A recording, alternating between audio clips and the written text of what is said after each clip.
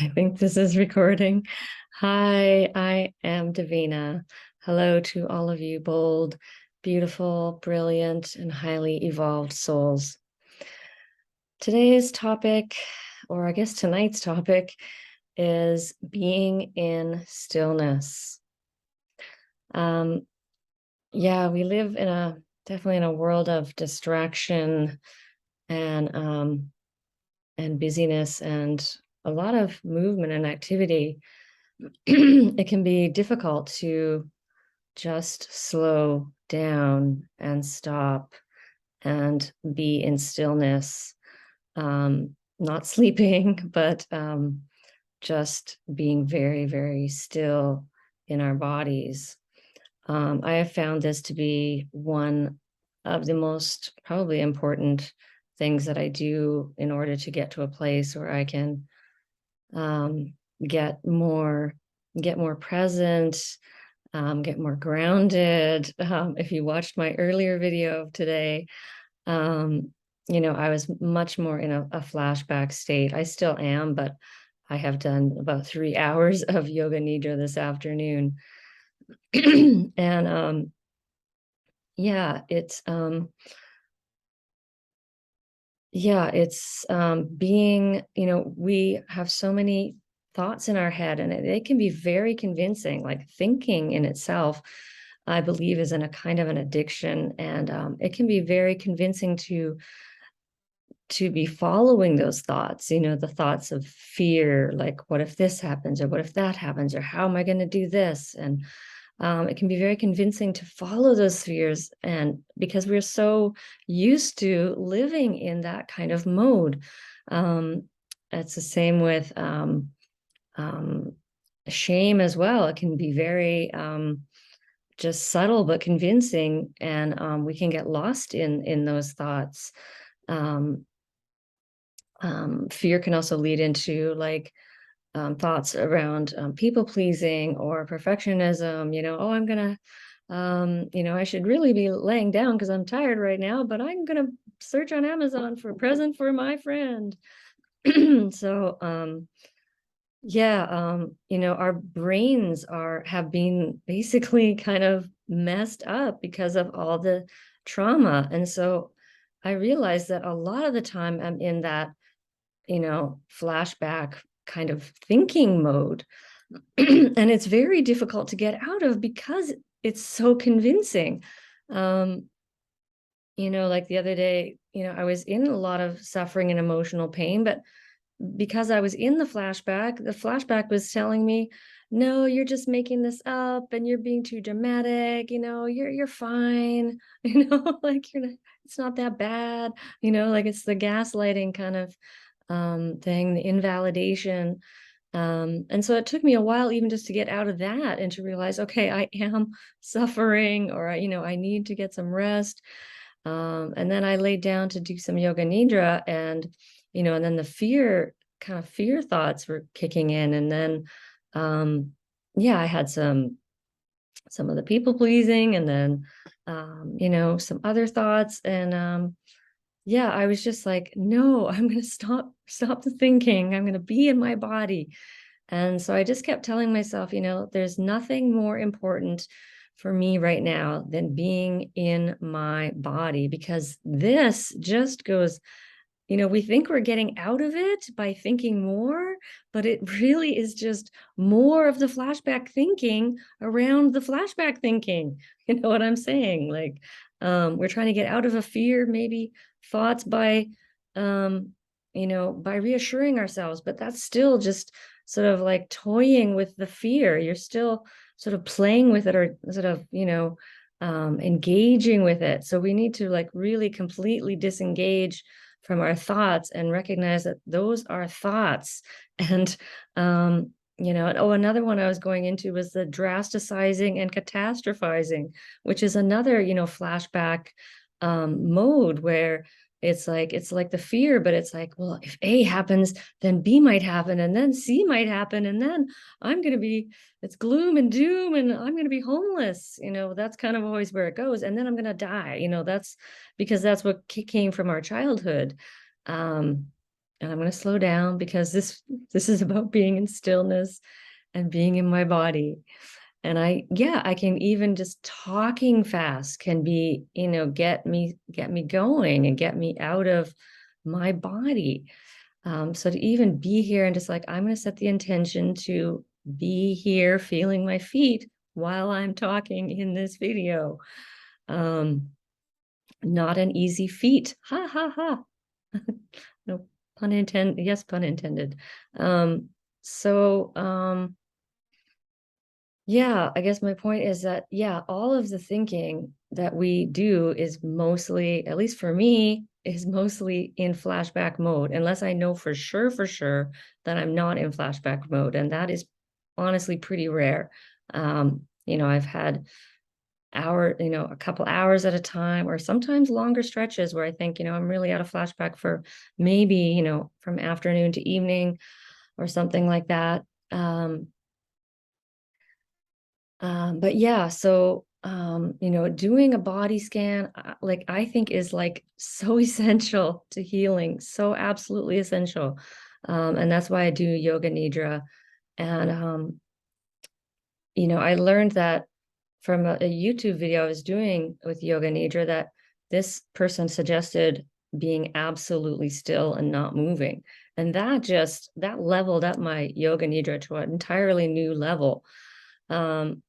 And that's not easy to do, to just to calm the body. Once you start calming the body and getting the body still, then the mind also starts to slow down and calm down. It can be very difficult to do it the other way around, like calming my mind down.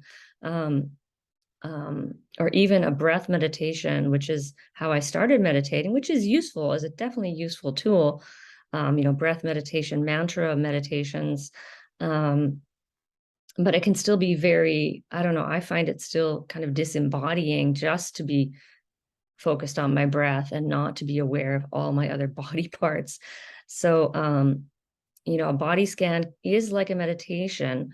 You just keep coming back to a body part, go to the next body part. Even if you get lost for 30 seconds or 5 minutes or whatever, just come back.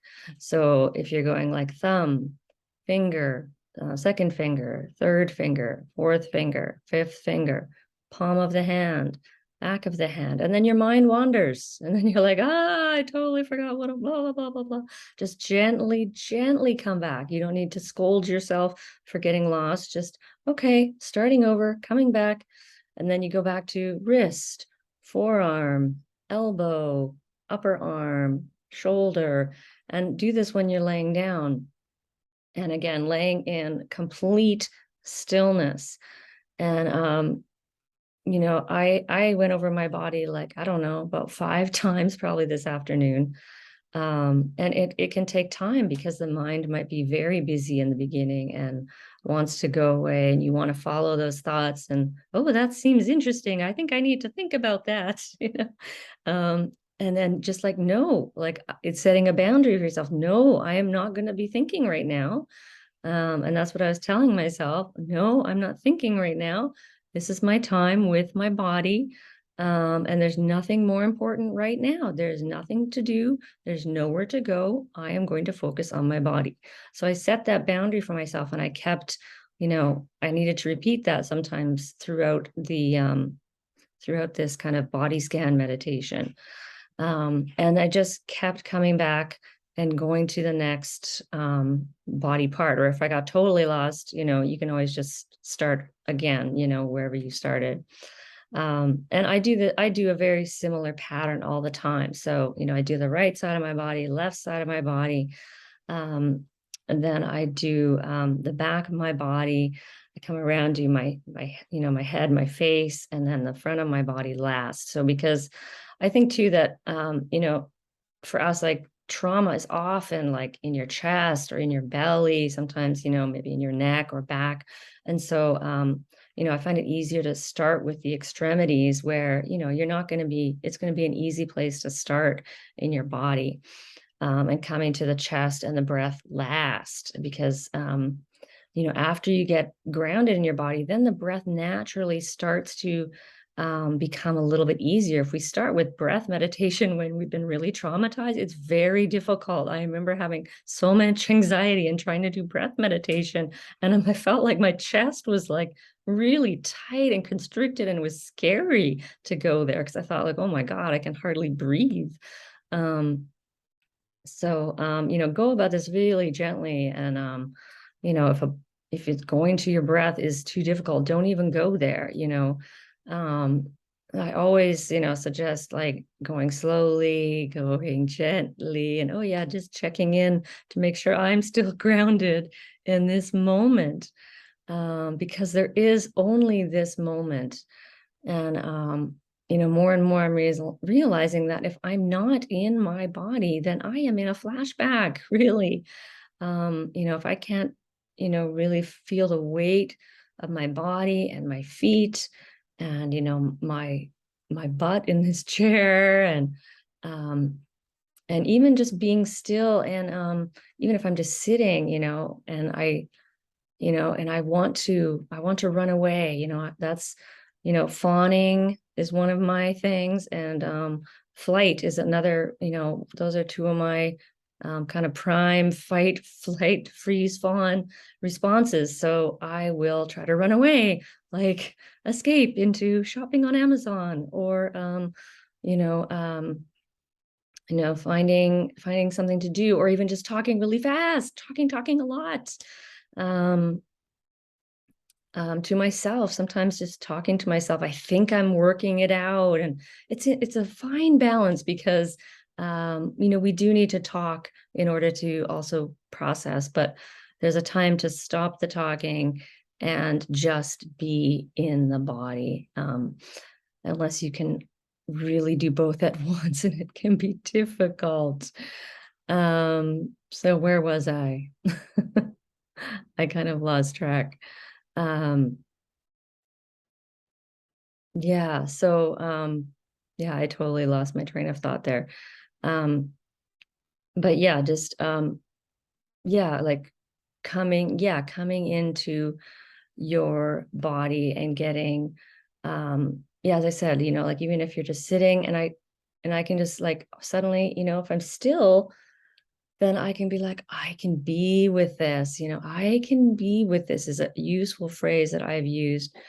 It's like, okay, there's some tension in my upper back and shoulders right now. I can be with this. I don't have to run away. Um, and I can put my hand on my heart and know that these feelings are Donna's feelings, my inner child. She is experiencing fear, and it's coming out in my body. Um, and this fear is from, there's nothing scary happening right now. I'm sitting in my apartment, right? This fear is from 45 years ago, or, 48 years ago. So it's, comforting my inner child, and, letting her know that I'm here and I'm with her. And yeah, so that's another option too. If you're out and about and you can't like lay down and do a body scan for an hour, then that's another option, is just, sitting in stillness, or even standing in stillness has also worked for me. Just suddenly just like, okay, stop, and like check your body, like just do even a short body scan.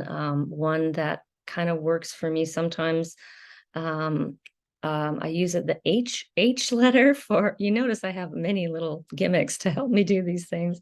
H. So H is for heels of my feet. So I think heels of my feet. Hips, where are my hips?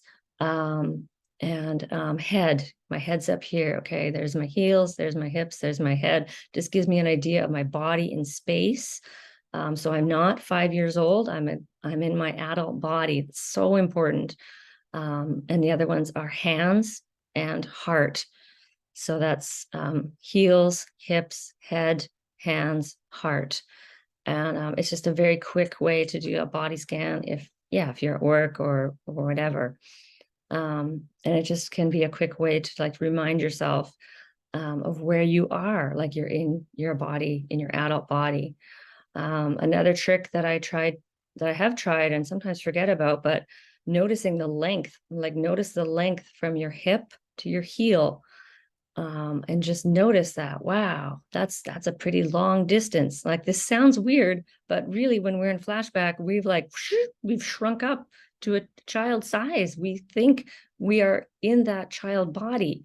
So we can feel literally small. We can literally feel like we're 2 feet or, 5 feet tall, or not 5, because I'm 5 feet, but 2 or 3 feet tall. So we can feel very small. So if I notice, okay, here's my hips, here's my heels. All right, here's my hips, here's my heels. Notice the length. Notice how much space is between my hip and my heel. And you can do the same thing, with your arms. You can do, your head down to your hips, and notice the length of your body, the width of your body. And like, I am in my adult body, because this is one of the key things, is just coming into our body and getting out of our thoughts. The thoughts can be useful, but I find, if I'm in flashback mode, probably 90% of them are really not that useful. We do need a certain amount of planning, reasoning, reflecting, and all that stuff. But if we've been traumatized, then we tend to live like almost 100% just in our head, and rather than like coming down into our body. Because I know, yeah, life doesn't always take that much thinking, and when we're just in the moment, we know what to do next. We know what to do next, because our inner guidance, we've been talked out of that we need to be in our head. That's part of the narcissistic kind of weaponry, convincing us to always be thinking and worrying, and should I be like this? Should I be like that? And how am I, what am I going to do to be perfect and be accepted? Yeah, we can get really lost. So coming back to the body again and again and again and again, like 10,000, I don't know, 20,000 times. I don't know. I'm probably at a couple thousand by now, I suppose, but it just takes so much practice. And yeah, and I think the umbrella over this one is just, you don't have to get it perfect ever, right? Because that perfectionism can just like cover everything. Like, even the tools we're trying to use can start to be like, I got to do that perfectly. And yeah, it's extremely difficult to heal all this. It takes a lot of time. It takes a lot of work. And yeah, that's what I wanted to ramble on about today. I am wishing you many, many blessings on your journey of healing and awakening. And I am Davina at Boldness Blooming. Thank you for watching.